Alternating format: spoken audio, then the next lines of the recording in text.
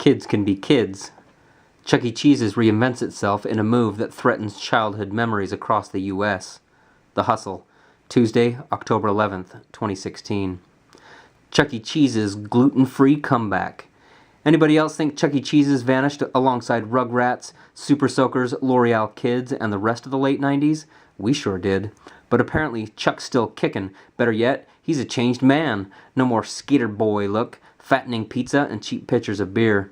The new and improved Chuck dons a pair of well-fitted jeans, provides free Wi-Fi for his guests, what a guy, and offers thin crust and gluten-free za, an assortment of wraps, and an expanded beer and wine selection. Midlife crisis? Is he allergic to gluten? What's the deal? These changes are all part of Chuck E. Cheese's new strategy to attract millennial moms and dads. They're playing the nostalgia card now that 90s kids have a reason to come back, children of their own, which just makes plain sense. In addition to the mascot makeover and menu transformation, Chuck E. Cheese's is also getting rid of its arcade game tokens, replacing them with rewards cards that will be easier for everyone. Turns out change number 3 is a way bigger deal than you'd think. Here's something we can almost guarantee you didn't know. The Chuck E. Cheese's currency market is a real thing, as in, people collect the arcade chain's tokens and buy and sell them on a secondary market.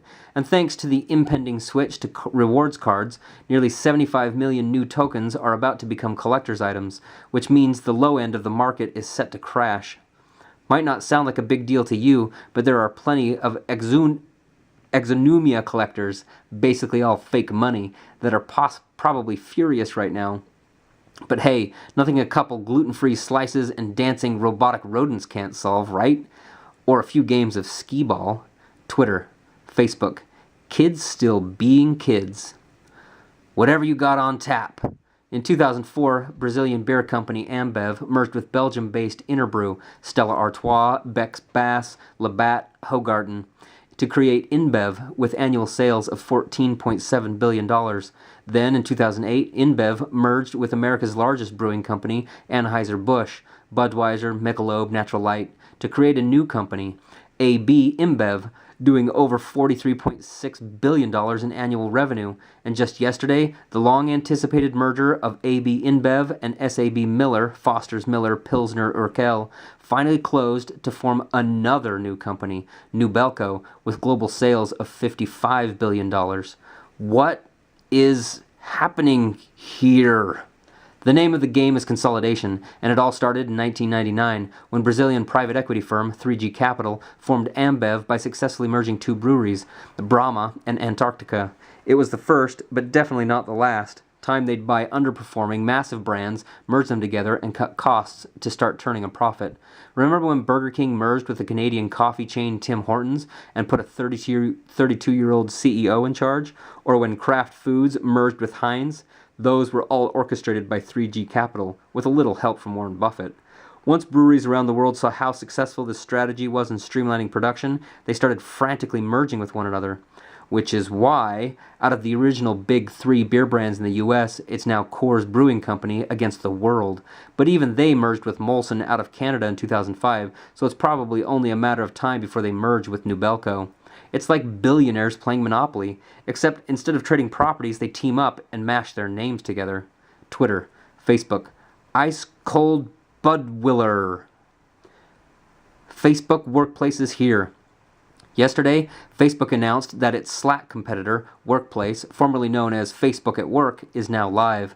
First of all, love the name do-over. Facebook at Work was a mouthful and way too close to Twitter on the toilet. Second, this thing is almost identical to Facebook. Only difference is you're interacting with coworkers as opposed to your friends, family, and Kevin from middle school who moved away, but you're still Facebook friends and he posts a lot so you feel like you kind of know him even though you really don't. Beating Slack. Here's Facebook's sales pitch. Since pretty much all of your employees already know how to use our platform, there's no training required. Oh yeah, we're also cheaper than Slack. Plus, Workplace has a live video service similar to Facebook Live, so if your CEO wants to, say, host a weekly video conference, which is a game changer for those all-hands meetings, they can. Pay us a monthly subscription of $3 per user. You won't regret it.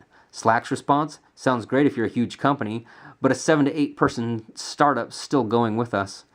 As for all you concerned managers, Workplace is entirely separate from regular old Facebook, requiring its own login, its own mobile app, and no toggling between professional and personal accounts.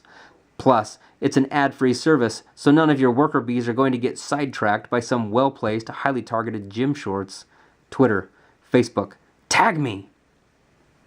Making viral happen. If everybody's talking all at once, how's anyone supposed to get heard? That's what David Cascino wondered 5 years ago when he visited the Occupy Wall Street movement in Manhattan with thousands of protesters and one person trying to get a message to everyone.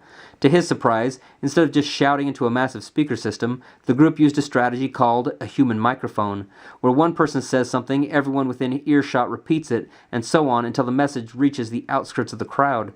David was inspired by the amplifying effects of many individual voices acting as one and decided to replicate the effect on the internet, calling it Thunderclap, an easy way to get heard.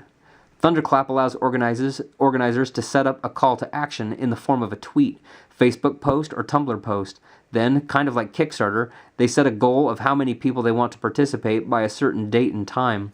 Supporters connect their various social networks to support the cause and, assuming the goal is reached, Thunderclap broadcasts the message to everyone's account at once, a new tool for getting the message across.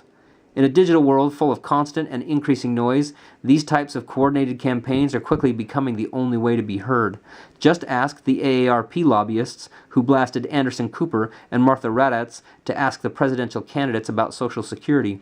The Thunderclap campaign reached almost 3 million people through 9,420 supporters. That said, there's no silver bullet when it comes to going viral.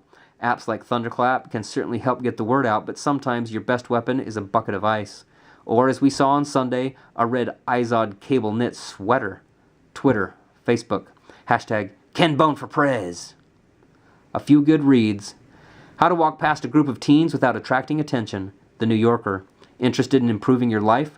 Well, you could start going to the gym, finally ask your crush out on a date, conjure up the confidence to ask for a raise, or learn how to walk past a group of teenagers. Here's some tips for one of them.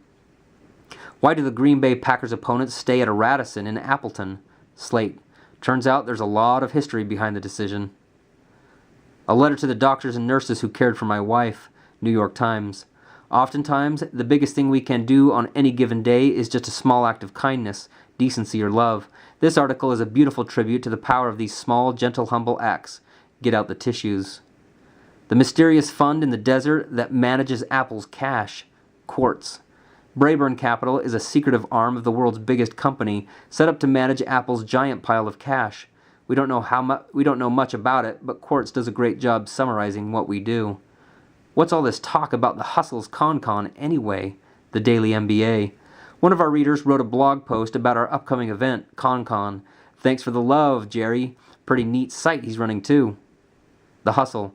Subscribe, advertise, jobs. Kendall, hanging out with Amal Baker, writer. John Havel, editor. I'm all shook up, Elvis impersonator. You opted in by signing up, entering a giveaway, or through divine intervention. 1381 9th Avenue, San Francisco, California. 94122 in the United States. 415-506-7210. Never want to hear from us again? Break our hearts and unsubscribe.